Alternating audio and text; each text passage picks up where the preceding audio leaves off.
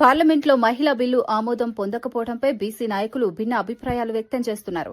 ఢిల్లీలో నిర్వహించిన మీడియా సమావేశంలో బీసీ నేత జాజుల శ్రీనివాస్ గౌడ్ మాట్లాడుతూ ఈ పరిణామం బీసీల ఆకాంక్షలకు అనుకూలమని చెప్పారు. బీసీల డిమాండ్లను గౌరవించని కేంద్ర ప్రభుత్వానికి ఇది హెచ్చరిక అని అన్నారు.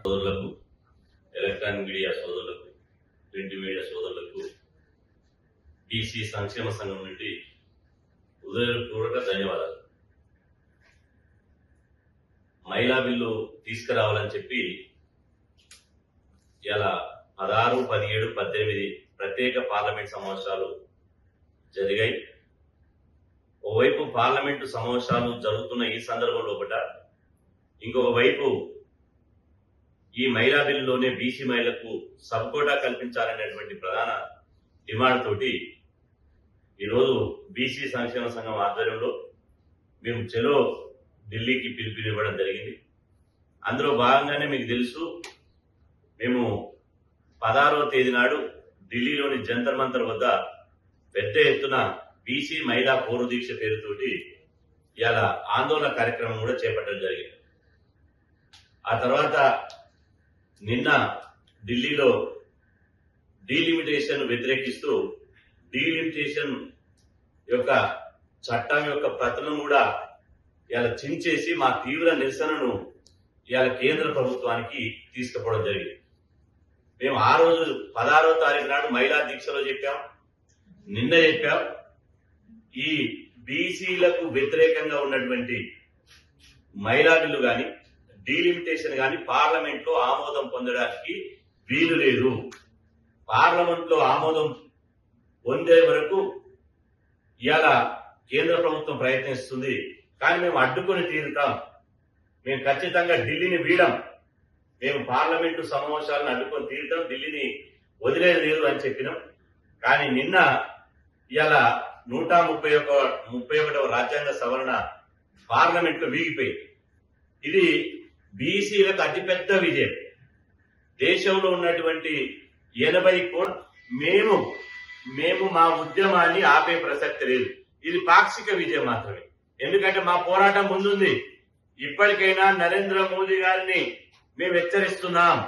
ఇప్పటికైనా మీరు బీసీలకు చేస్తున్నటువంటి అన్యాయాన్ని గుర్తించండి, బీసీలకు మోసం చేస్తున్నటువంటి విధానాన్ని గమనించండి. ఇప్పటికైనా ఢిల్లీలో ఇలా దేశవ్యాప్తంగా నరేంద్ర మోదీ అంటే తిరుగులేని ప్రధానమంత్రి. కానీ ఇప్పుడు బిల్లు పార్లమెంట్ లో బిల్లు వీగిపోయినాక ఏమైంది? నరేంద్ర మోదీ గారి కూడా ఇవాళ పార్లమెంట్ లో నడిచేటువంటి పరిస్థితి లేదు అని చెప్పి ఇవాళ ఒక దేశవ్యాప్తంగా కాదు, అంతర్జాతీయ స్థాయిలో కూడా ఇవాళ బీజేపీ ప్రభుత్వం అబాస్పాలైపోయింది. ఇప్పటికైనా మేము డిమాండ్ చేసేది ఒకటే, మీరు కులగణన, మేము ఎన్నో పోరాటాలు, మా హనుమంతరావన్న మేము ఎన్నో పోరాటాలు చేస్తే దేశవ్యాప్తంగా కులగణన మొదలుపెట్టారు.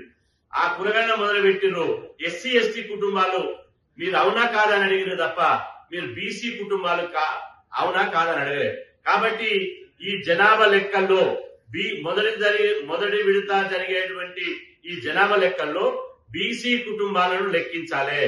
ఆ తర్వాత బీసీ రెండోసారి జరిగేటువంటి రెండో దఫలో జరిగేటువంటి ఇలా జనాభా లెక్కల్లో కులాల వారిగా లెక్కించాలి.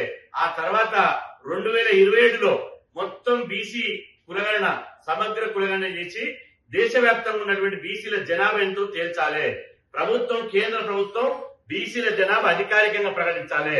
ఆ తర్వాతనే 2027 జనాభా లెక్కలు, అదేవిధంగా అందులో బీసీ కులాల లెక్కలు మొత్తం పూర్తయిన తర్వాతనే మీరు ఆ బీసీ రిజర్వేషన్ పెంచిన తర్వాత, చట్టసభల్లో బీసీలకు 50% రిజర్వేషన్ కల్పించిన తర్వాతనే ఇవాళ మిగతా డీలిమిటేషన్ ప్రక్రియ చేపట్టాలని చెప్పి మేము డిమాండ్ చేస్తున్నాం.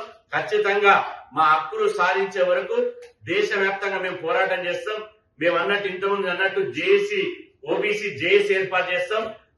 మా కులగణన సాధించే వరకు, అదేవిధంగా చట్టసభలో రిజర్వేషన్ సాధించే వరకు, మహిళా బిల్లులో బీసీ మహిళలకు సబ్కోటా సాధించే వరకు మేము ఖచ్చితంగా 29 రాష్ట్రాలు పర్యటిస్తాం. అవసరమైతే బస్సు యాత్ర చేపడతాం. దేశంలో ఉన్నటువంటి 80 కోట్ల మంది బీసీ ప్రజలను ఏకం చేస్తాం. అదేవిధంగా ఇవాళ ఖచ్చితంగా మీరు అనుకుంటున్నారు కానీ 20 కోట్ల మంది త్వరలోనే ఢిల్లీలో రామ్లీలా మైదానంలో పెద్ద ఎత్తున బీసీ గర్జన సభ నిర్వహించి బీసీల తడాకేందో, బీసీల దమ్మేందో కేంద్ర ప్రభుత్వానికి చూయిస్తామని చెప్పి ఈ సందర్భంగా హెచ్చరిస్తున్నాం. జై బీసీ.